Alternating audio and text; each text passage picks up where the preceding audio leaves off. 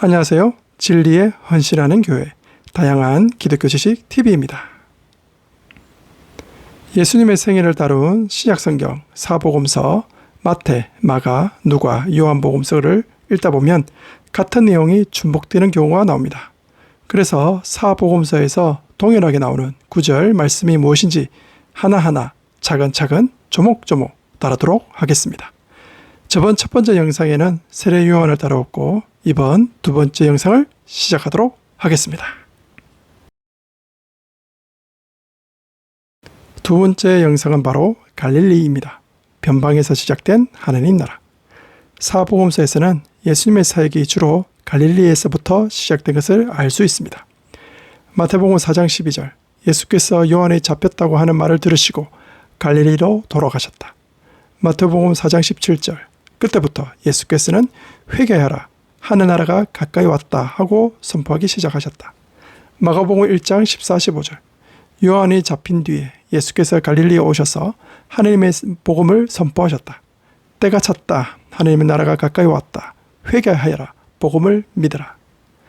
누가복음 4장 14, 15절 예수께서 성령의 능력을 입고 갈릴리로 돌아오셨다.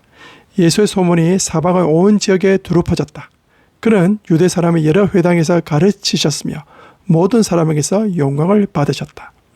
요한복음 4장 3절 예수께서는 유대를 떠나 다시 갈릴리로 가셨다. 요한복음 4장 43, 45 이들 뒤에 예수께서는 거기를 떠나서 갈릴리로 가셨다. 예수께서 갈릴리에 도착하시니 갈릴리 사람들이 예수를 환영하였다. 신약성경의 복음서 서사는 예수 그리스도의 공생의 사역이 예루살렘이라는 유대교의 상징적 중심지가 아닌 북방의 변방지대인 갈릴리에서 대부분 전개되었음을 일관되게 증언하고 있습니다.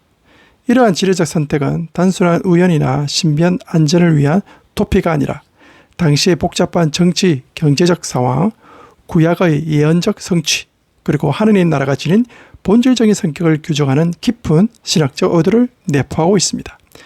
갈릴리는 1세기 팔레스타인 내에서 독특한 정체성을 지닌 접경지였으며 이방의 갈릴리라고 불릴 만큼 개방성과 소외성이 공존하던 공간이었습니다. 갈릴리는 팔레스타인 최북단에 위치한 지역으로 지형적으로는 상부 갈릴리와 하부 갈릴리로 나뉩니다.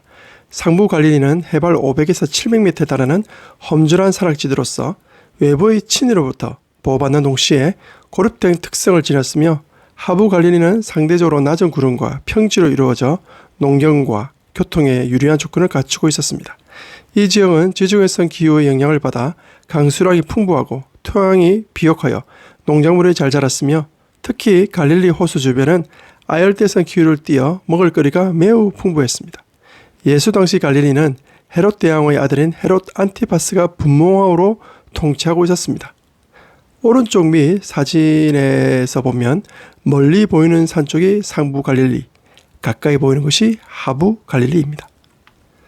갈릴리의 지리적 위치는 북방 강대국들이 팔레스타인을 침공할 때 반드시 거쳐야 하는 길목이었기에 역사적으로 제국들의 전쟁터 역할을 했습니다.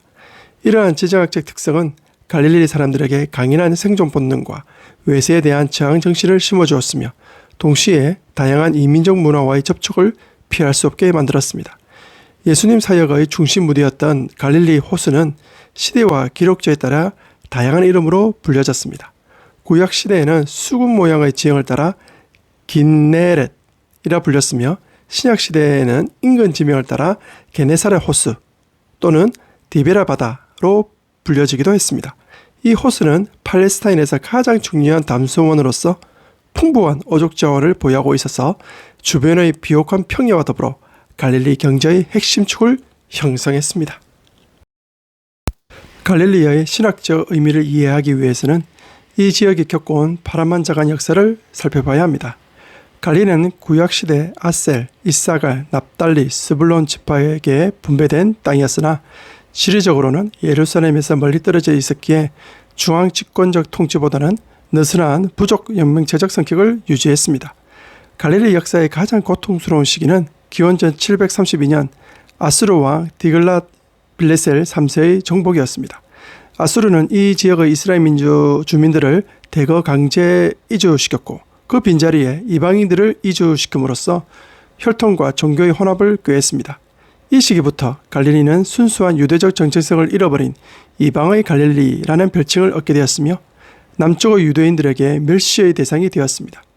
기원전 2세기 말 하스본 왕조의 아리스토블루스 1세는 갈릴리를 무력으로 정복하여 유대 영토로 재편입시켰습니다. 이 과정에서 이방인 거주민들에게 유대교로의 개종과 할례를 강요하는 등 강력한 유대화 정책이 시행되었습니다. 1세기에 이르러 갈릴리는 외형적으로는 유대적인 정체성을 회복하였으나 그 내면에는 여전히 고대 북부 이스라엘의 자치 전통과 이방 문화의 잔재가 복합적으로 얽혀 있었습니다. 예수 당시의 갈릴리는 전원적이고 평화로운 마을이 아니라 로마의 제국주의의 경제구조와 지역 엘리트들의 수탈이 교차하는 긴장감 넘치는 지역이었습니다. 갈릴리의 경제는 농업과 어업을 기반으로 하였으나 이는 철저히 지배층의 이익을 위해 통제되는 매몰된 경제 시스템 하에 있었습니다. 1세기 갈릴리 사회 경제적 상황입니다. 헤롯 안티바스는 자신의 권력을 과시하고 로마에 충성하기 위해 세포리스와 테베리아스라는 두 개의 대도시를 건설하게 됩니다. 이 도시들은 헬레니즘적인 세르미를 갖추었으나 그 건설 비용과 유지비는 주변 농민들에게 부과된 가혹한 세금으로 충당되게 됩니다. 이 과정에서 많은 농민이 토지를 잃고 소작농이나 일용직 노동자로 전락하게 되며 이는 갈릴리 사회 전반의 심각한 경제적 불평등과 계급 갈등을 야기했습니다. 갈릴리 호수의 어업 또한 자유로운 영리 활동이 아니었습니다. 로마 정부와 분모왕은 호수의 자원을 국유화하고 어록권을 판매하며 어획물에 대한 무거운 세금을 징수하게 됩니다. 베드로와 안드레, 야고보와 요한 같은 어부들은 단순히 고기를 잡는 사람들이 아니라 국가가 관리하는 복잡한 세금 징수 시스템과 유통망, 브로커의 얼매인 불쌍한 생산자들이었습니다.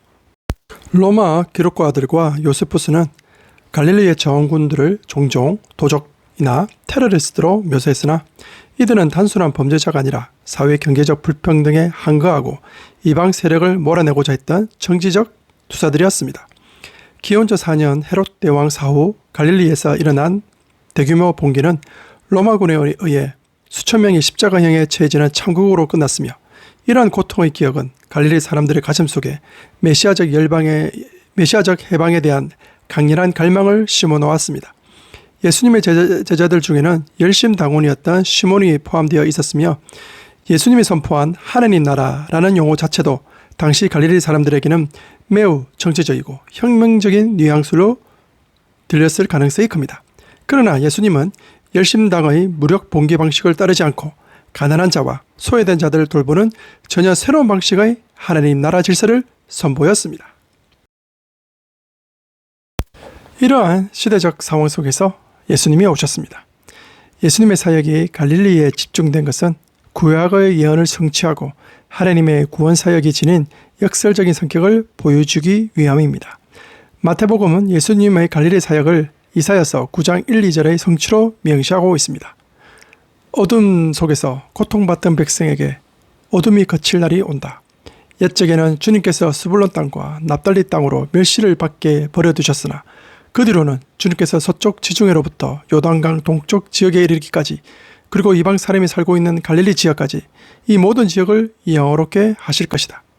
마태복음 4장 13, 16절. 그리고 그는 나사렛을 떠나 스불론과 납달리 지역 바닷가에 있는 가브나움으로 가서 사셨다. 이것은 예언자 이사야를 시켜서 하신 말씀을 이루시려는 것이었다. 스불론과 납달리 땅, 요단강 건너편 바다로 가는 길목, 이방 사람들의 갈릴리, 어둠에 앉아있는 백성이 큰 빛을 보았고 그늘진 죽음의 땅에 앉은 사람들에게 빛이 빛이었다. 이는 하나님의 구원이 종교적 권력의 중심지인 예루살렘이 아니라 가장 고통받고 멸시받던 변방에서부터 시작됨을 선언하는 것입니다. 갈릴리는 하나님께서 세상의 낮은 자들을 택하여 구원의 도구로 삼으신다는 하나님의 우선적 선택을 상징하는 공간입니다. 갈릴리 어부들과 세리들을 제자로 삼으신 행위는 예루살렘 엘리트들의 종교적 자부심을 뒤흔드는 사건이었으며 하나님 나라의 문이 율법의 준수 여부나 사회적 지위가 아닌 오직 믿음과 반응에 달려 있음을 보여주고 있습니다. 예수님은 공생의 기간 중 나사렛을 떠나 갈릴리 호수 북쪽인 가버나움을 사역의 거점으로 삼았습니다. 마태복음 9장 1절, 예수께서 배에 오르셔서 바다를 건너 자기 마을에 돌아오셨다. 개역 개정 성경에는 자기 마을을 본 동네로 번역되어 있고요. 세번역 성경에는 이처럼 자기 마을이라고 칭할 정도로 가버나움은 예수님 사역의 중심적 위치를 차지하고 있습니다. 가버나움은 헤롯 안티파스와 헤롯 빌리버의 영지를 잇는 국경지대에 위치해 있었으며 로마와 시리아를 잇는 상업적, 군사적 요충지였습니다. 이곳에서는 로마 군대가 주둔했고 세관이 설치되어 있었는데 예수님께서 로마 백부장의 하인을 치유하거나 세리마태를 제자로 부를 수 있었던 것은 가버나움의 이러한 국제적이고 개방적인 성격 덕분이었습니다. 가버나움에서 예수님은 수많은 치유와 기적을 행했습니다. 베드로의 장모를 고치고 중풍병자를 일으켰으며 회당장의 딸을 살려낸 장소가 바로 이곳입니다. 고고학적으로 발굴된 1세기 가옥인 베드로의 집은 단순한 거주지를 넘어 초기 그리스도인들의 예배처소로 발전했음을 보여주며 예수님이 민중들의 일상적인 삶 속에서 어떻게 하느님 나라를 구해냈는지를 증언하고 있습니다. 갈릴리 사역은 단순한 선행의 나열이 아니라 구약의 예언이 성취되고 하나님의 통치가 임했음을 보여주는 강력한 표적들로 가득 차 있습니다. 예수님의 첫 이적인 가나의 혼인잔치에서 물이 포도주로 변한 것은 유대교의 결핍된 옛 질서가 메시아의 풍성한 새 질서로 대체되었음을 상징하는 것입니다. 돌 항아리 안의 물이 상징하는 정결 예식이 최상의 포도주로 상징되는 메시아 잔치로 변한 것은 하나님의 나라가 종교적 의무가 아닌 잔치의 기쁨으로 우리에게 다가왔음을 선포하는 것입니다. 호수의 풍랑을 잠잠하게 하시고 물 위를 걸으신 이적은 예수님이 단순한 선생을 넘어 자연 만물의 창조주이심을 드러낸 것입니다. 유대인들에게 바다는 혼돈과 악의 세력이 도사리는 공포의 공간이었으나 예수님은 그 위를 밟고 지나가심으로써 하나님의 질서가 모든 혼돈을 제압했음을 시사합니다. 갈릴리 들판에서 수천 명을 먹이신 사건은 모세가 광야에서 베풀었던 만나의 기적을 뛰어넘는 메시아적 급식이었습니다. 예수님은 자신의 하늘에서 내려온 생명의 떡임을 선포하며 굶주린 민중들에게 하느님 나라의 물질적, 영적 풍요를 동시에 경험하게 했습니다. 복음서 저자들은 갈릴리와 예루살렘을 선명한 대조를 이루는 공간으로 설정하여 서사의 긴밀도를 높이고 있습니다.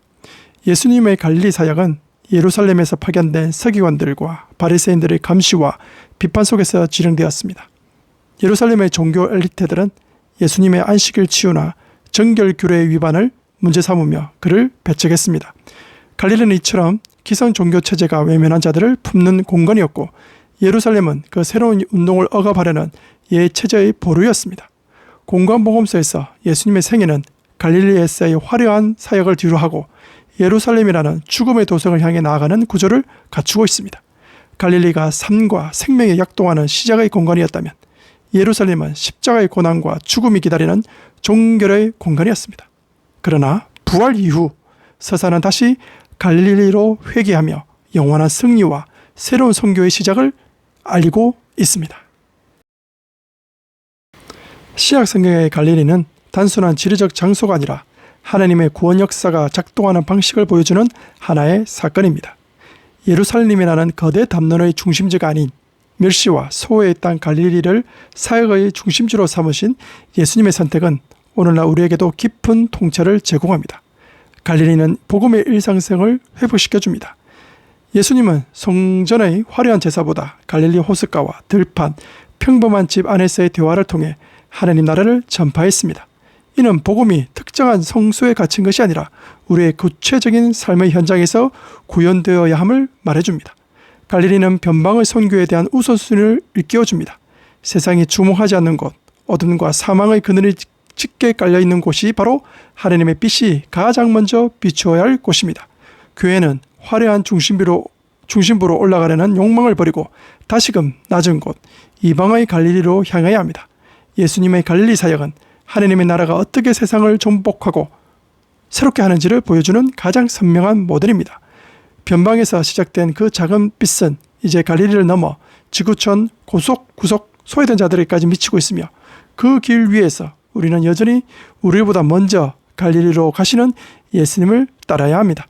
갈릴리의 역설적 영광은 오늘날 권력과 효율 중심의 세상 속에서 교회가 가야 할 참된 방향이 어딘지를 비추는 영원한 등불이 됩니다.